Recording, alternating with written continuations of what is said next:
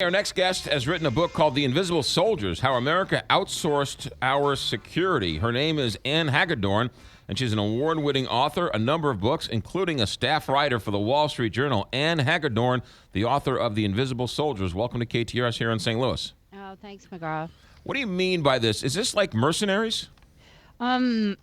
These are big companies offering a vast array of armed and unarmed services that actually serve the privatization of defense and security.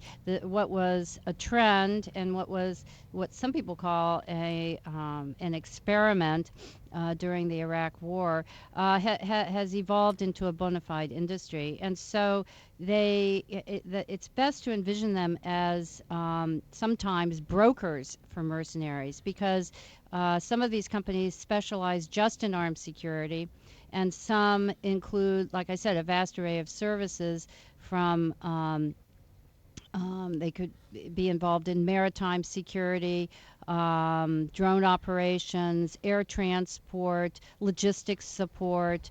And so a component of their business could be armed, and so in a way and those would be mercenaries. So mercenaries should be defined, I think, more as individuals, But hired these are guns, companies. and these are brokers for mercenaries. That's a better way of thinking of it. So let's first start with a couple of different things here. Yeah. Is it, can they operate under different rules than a quote-unquote U.S. military person? Good question. That's been one of the big issues, and if you followed the recent Blackwater trial regarding the Nicer Square massacre in 2007, that is one of the issues that has come up and will always come up until there is consistency in terms of rules of engagement. And so as you know, the Iraq War was actually called the First Contractors War, and now, as we approach new potential contingency operations, we may be moving into the Second Contractors War. And so, in answer to your question, this is an issue that has got to be faced and dealt with. That consistency has got to be as solid and as reliable as possible going into the potential of a second contractors war. But there are major issues with that. But you have to grasp the vast nature of the services that are offered here. So you can partially answer your question through looking at the rules of engagement for the armed security, but then you have to also look at the other services.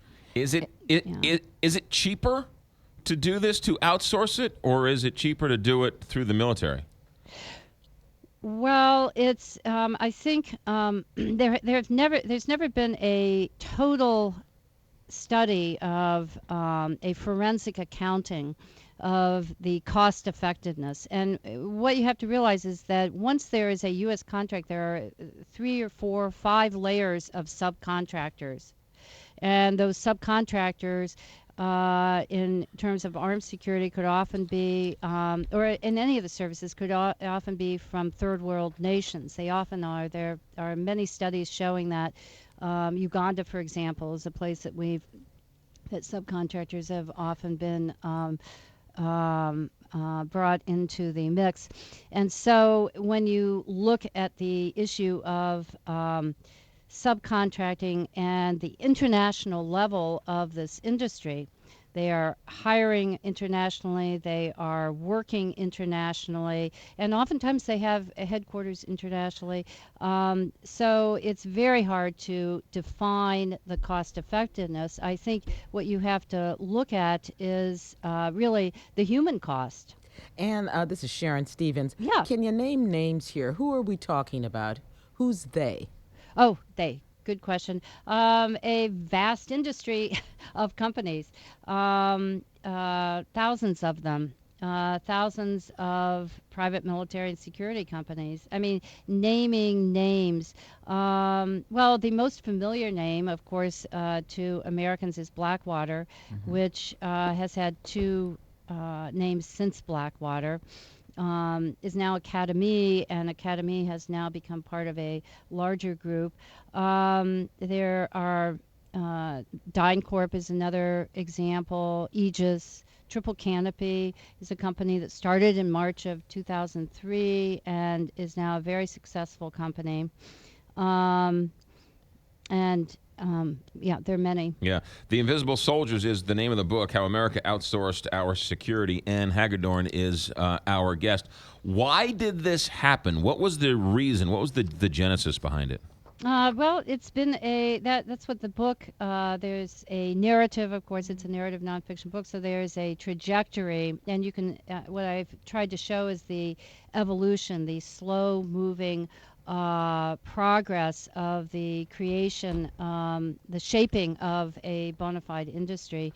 And, with boosts at certain periods of time, largely the end of the Cold War, when there was a displacement of many workers in both superpowers, and companies formed, or subsidiaries of companies formed to serve the to fill the gaps of a downsized military. And that, by the way, is one of the misconceptions, that every time we downsize our military, it means that this industry is diminishing or going away. Actually, throughout history, private military and security increases when the traditional military downsizes.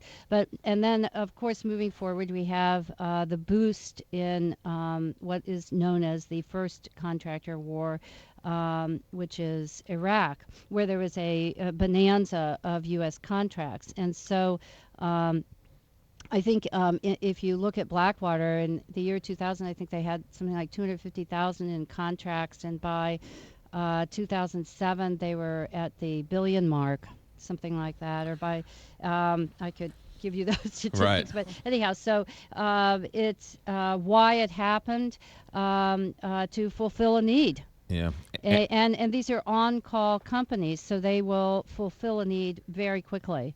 Ann Hagedorn is our guest, staff writer for the Wall Street Journal. Her book is The Invisible Soldiers, getting a lot of attention out there, How America Outsourced Our Security. Ann, be safe. Thanks for checking in. Thanks. 7:58, St. Louis